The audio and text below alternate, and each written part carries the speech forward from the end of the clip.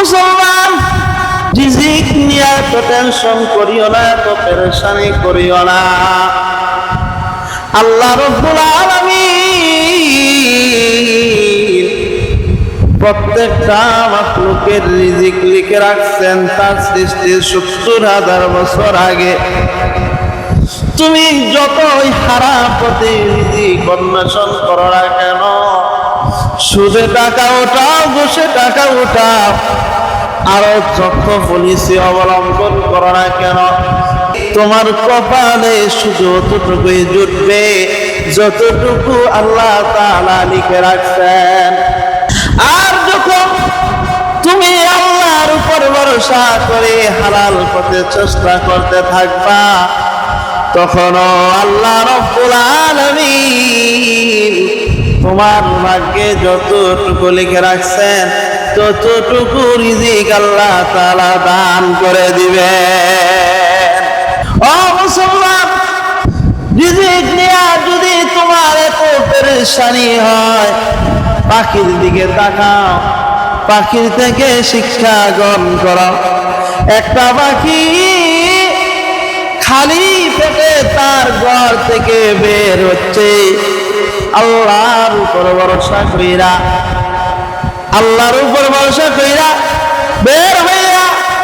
এই পাখিটা যখন বাসা থেকে বের হয়, সে নিজেও জানে না কোথা থেকে তার রিজিকের ব্যবস্থা হবে।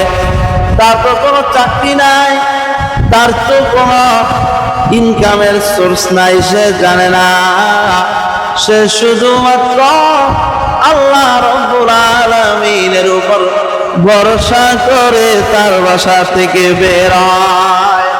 তার বাসা থেকে বের হওয়ার পরে আল্লাহ রাব্বুল আলামিন বিকাল বেলা তাকে পেট ভরাইয়া বাসায় ফেরান।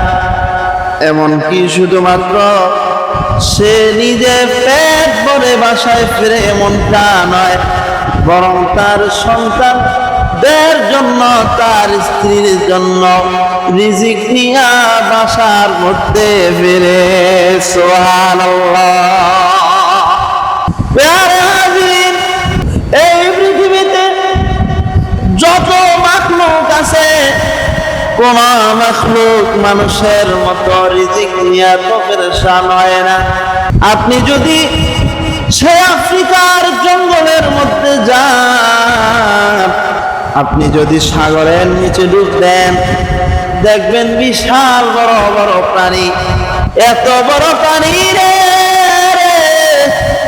100 জন মানুষ মিলে যেই খাবার খায়, এই প্রাণীটা এক বেলায় তার চেয়েও বেশি খাবার খায়। কিন্তু এই প্রাণীটাকেও আল্লাহ তাআলা না খাওয়া রাখে নাই। আল্লাহ তাআলা প্রতি বেলায় বেলায় তার ওই পরিমাণ খাবারের ব্যবস্থা করতেছেন। শুধুমাত্র মানুষ রিজিকের জন্য পেরেশান হয়ে যায়, অস্থির হয়ে যায়। এমনকি পেরেশান হয়ে অস্থির হয়ে আল্লাহ তাআলার সাথে নাফরমানি করে বসে। আল্লাহ তাআলা যেই পথে ইনকাম করতে, উপার্জন করতে নিষেধ করেছেন, সেই পথে সে ইনকাম করে, উপার্জন করে, সুদে টাকা লাগায়, মানুষের থেকে জোরপূর্বক ভাবে অত্যাচার পূর্বক টাকা পয়সা আত্মসাৎ করে, চুরি করে, ডাকাতি করে, আল্লাহ তাআলাকে অসন্তুষ্ট করে। ছোট্ট একটা পেটকে শান্তি করার জন্য আল্লাহর সাথে নাফরমানি করে, আল্লাহ রাসূলকে কষ্ট দেয়। পৃথিবীতে আর কোনো মাখলুক এমন নাই, এমন নাই। ও মুসলমান, হযরত সুলাইমান আলাইহিস সালাতু ওয়াস সালাম একবার ভাবলেন যে তিনি সারা বিশ্বের সমস্ত মাখলুককে মেহমানদারি করবেন, কারণ তিনি তো ছিলেন সারা বিশ্বের প্রেসিডেন্ট। জিনেরও বাদশা ছিলেন, গাছ গাছালি, তরুলতা, পাক পাখালি মাছ জীবজন্তু সব কিছুর প্রেসিডেন্ট ছিলেন সুলাইমান আলাইহিস সালাতু ওয়াস সালাম। যেই ভাবনা সেই কাজ, সমস্ত মাখলুককে মেহমানদারি করার জন্য বিভিন্ন ধরনের খাবার প্রস্তুত করতে লাগলেন সুলাইমান আলাইহিস সালাতু ওয়াস সালাম। তার যত কর্মচারী ছিল সমস্ত কর্মচারীকে সারা বিশ্বের আনাচে কানাচে খাবার নিয়ে আসার জন্য বানায়া দিল, জিনদেরকে পাঠায়া দিল। এভাবে সমস্ত কর্মচারীরা কাজের মধ্যে লেগে গেল। কয়েক মাস পার হয়ে গেল, 3 মাস 4 মাস পরে বিরাট বড় খাবারের আয়োজন করলো সুলাইমান আলাইহিস সালাতু ওয়াস সালাম। এবার মনে করলেন অনেক খাবার রেডি হয়ে গেছে, এবার মনে হয় সারা বিশ্বের সমস্ত মাখলুককে আমি মেহমানদারি করতে পারবো। ও মুসলমান, সুলাইমান আলাইহিস সালাতু ওয়াস সালাম আল্লাহ তাআলাকে বললেন, ও আল্লাহ, আমি সারা বিশ্বের সমস্ত মাখলুককে মেহমানদারি করার জন্য অনেক খাবার প্রস্তুত করেছি। ও আল্লাহ, আপনি যদি অনুমতি দেন আমি এখন মেহমানদারি শুরু করতে পারি। আল্লাহ বললেন, সুলাইমান তুমি শুরু করা। সুলাইমান আলাইহিস সালাতু ওয়াস সালাম চিন্তা করতে লাগলেন, মেহমানদারি তো করবো, তবে কার মাধ্যমে শুরু করব? সুলাইমান আলাইহিস সালাতু ওয়াস সালাম শেষ পর্যন্ত সিদ্ধান্ত নিলেন সামুদ্রিক প্রাণীদেরকে দিয়া শুরু করব। সমুদ্রের প্রাণীদেরকে লক্ষ্য করে সুলাইমান আলাইহিস সালাতু ওয়াস সালাম ডাক দিলেন, ওরে সমুদ্রের প্রাণীরা রে, তোমরা আমি নবী সুলাইমান আলাইহিস সালামের মেহমানদারি কবুল করো, আসো না রে আমার মেহমানদারি গ্রহণ করো। তোমরা একজন একজন করে আসবা, একজন খাইবা আবার আরেকজন আসবা, আবার আরেকজন খাইবা আবার আরেকজন আসবা, আবার আরেকজন খাইবা। এইভাবে তোমরা সবাই মেহমানদারি করবা। তারপরে আবার পাখির দল আসবে, পাখির দল একের পরে এক আসবে আর মেহমানদারি গ্রহণ করবে। সুলাইমান আলাইহিস সালাতু ওয়াস সালাম যখন সমুদ্রের প্রাণীদেরকে ডাক দিলেন, সমুদ্রের প্রাণীদের মধ্য থেকে একটা প্রাণী আসছে রে, ওই একটা প্রাণী আইসা নবী সুলাইমানের অনুমতি নিয়ে খাওয়া শুরু করছে। ও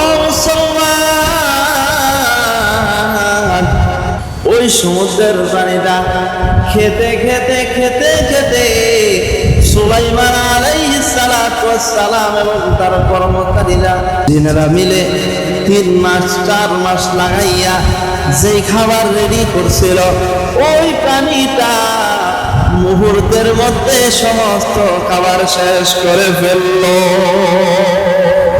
সুলাইমান আলাইহিস সালাতু ওয়াস সালাম আশ্চর্য হয়ে গেলেন, লেগে গেলেন। সুলাইমান আলাইহিস সালাতু ওয়াস সালাম ওই প্রাণীটাকে লক্ষ্য করে বললেন, ও মাছ, তুমি একা সবার খাবার খেয়ে ফেললা।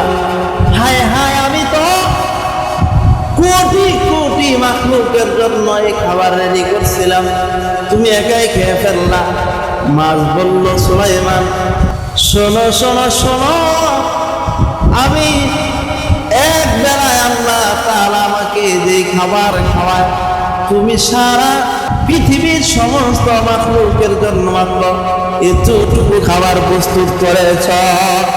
ও সুলাইমান, শোনো শোনো শোনো, তুমি 3 মাস 4 মাস যাবত কষ্ট করে সারা পৃথিবীর মাখলুককে খাওয়ানোর জন্য যেই খাবার রেডি করছো, প্রস্তুত করছো, আমার আল্লাহ প্রতি বেলায় আমাকে এই পরিমাণ খাবারের ব্যবস্থা করেন। সুবহানাল্লাহ। মাছ আরো বলল, ও সুলাইমান, তুমি তো এক বেলার খাবার খাওয়া রাগ করে ফেলছো, মুখ কালো করে ফেলছো, কিন্তু আল্লাহ রাব্বুল আলামিন আমাকে বছর বছর ধরে প্রতি বেলায় এই পরিমাণ খাবার খাওয়াচ্ছেন এবং কোনদিনও তিনি সামান্য বিন্দু পরিমাণ রাগ করেননি, অসন্তুষ্ট হননি। ও মুসলমান, একবার ভেবে দেখো তোমার আমার কতটুকু রিজিকের প্রয়োজন। কেন সামান্য এতটুকু রিজিকের জন্য মহান রব্বুল আলামিনকে অসন্তুষ্ট করতেছ?